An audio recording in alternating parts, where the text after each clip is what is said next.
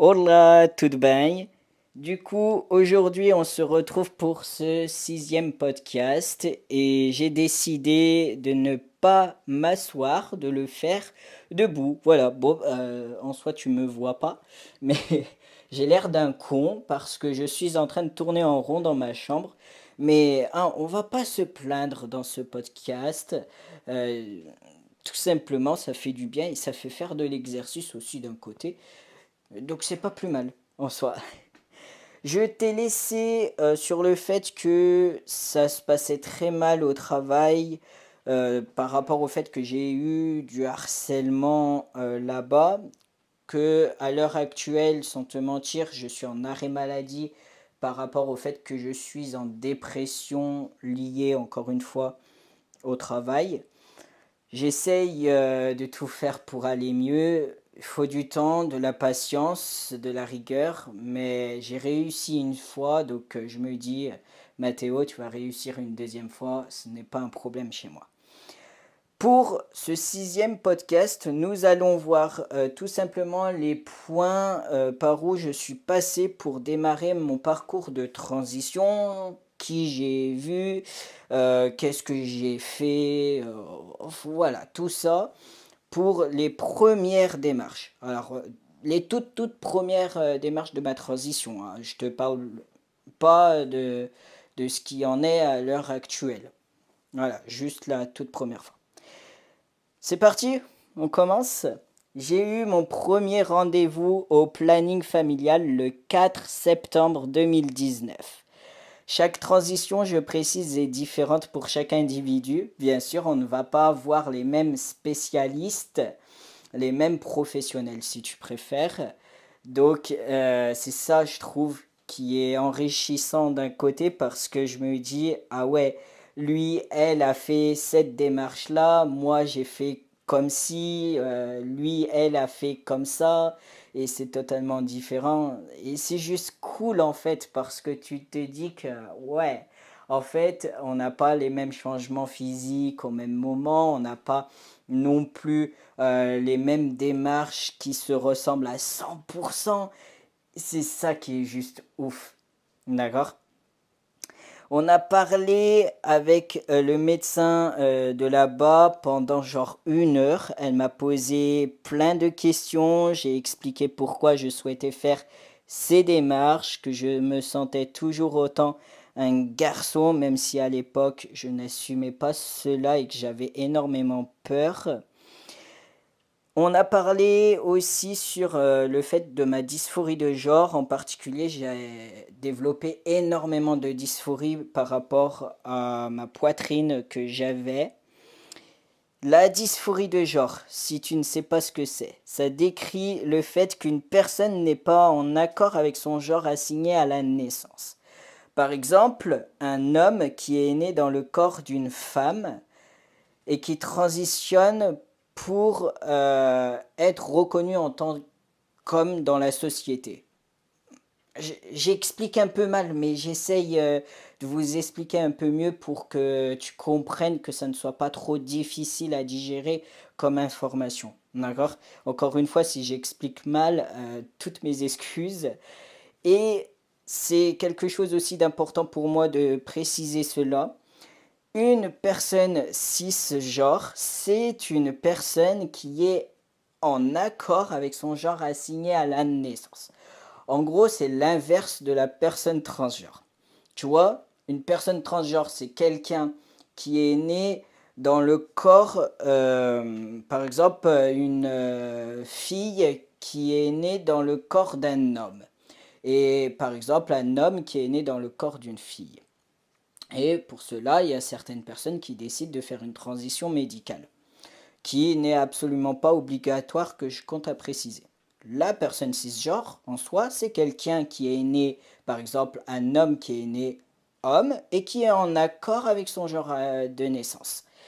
Et tu vois, moi j'ai plein de gratitude par rapport à cela, parce que aujourd'hui je me dis, j'ai plein de capacités au niveau compréhension, tout ça. je peux encore plus avoir de facilité à comprendre la jante féminine par rapport à certains critères physiques, comme par exemple, je sais ce que c'est la douleur des règles.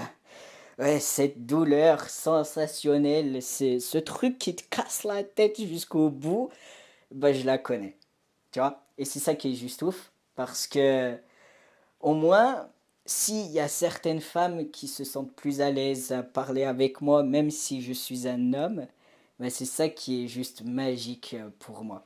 Et j'ai plein de reconnaissance, plein de gratitude par rapport à ça.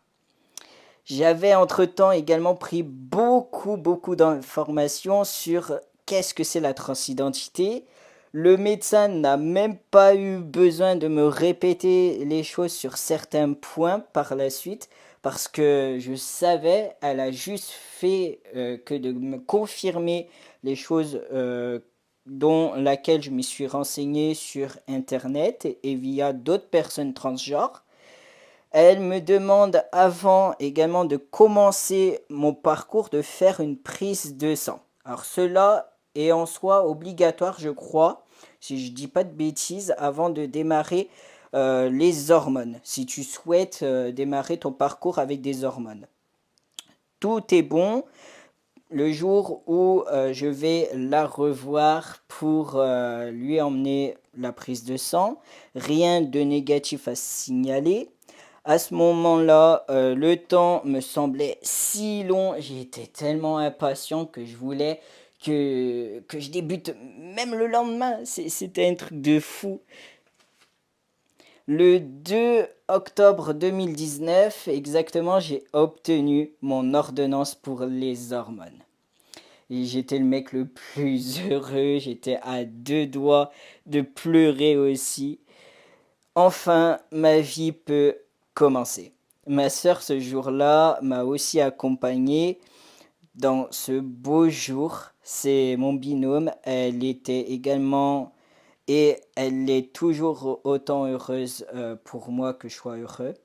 J'ai immédiatement commencé par la suite, lors que j'avais l'ordonnance, à appeler les infirmiers, les infirmières proches de chez moi. Quelques jours passent, le 4 octobre 2019, nous y sommes. Nous sommes le jour J, le jour de ma première injection. 4 heures. J'entends un coup frapper à la porte. Je vais ouvrir et là je vois une infirmière qui se présente à moi. Ça y est, elle m'a fait l'injection. Elle m'a également mis très à l'aise. Elle est super sympa. Elle rassure très bien. Et c'est ça qui est juste ouf. Encore à l'heure actuelle, elle me rassure toujours autant. Et j'ai de la chance quand même d'être tombé sur ce genre de personne qui est très agréable et beaucoup de communication. Et pour moi, c'est important aussi d'un côté que la personne avec qui je suis, avec qui je vois, enfin voilà, qui va voir une partie en soi de mon corps. C'est important qu'il y ait un feeling entre nous. Donc voilà, me voilà piqué et ce premier jour, je me sentais très bien. Je parle au passé parce que ça fait maintenant quelques années que j'ai démarré mon parcours et tu verras dans les prochains podcasts encore qu'est-ce qui s'est passé, pardon. Et si je me sens toujours autant heureux, toujours autant épanoui vis-à-vis de cette décision que j'ai décidé de choisir pour ma vie future et de choisir pour mon présent. Donc voilà. Bref, je vais clôturer ce podcast pour aujourd'hui. On se retrouve samedi prochain. J'espère que ça t'a plu. Je te dis adeus, Asabd, Beijing.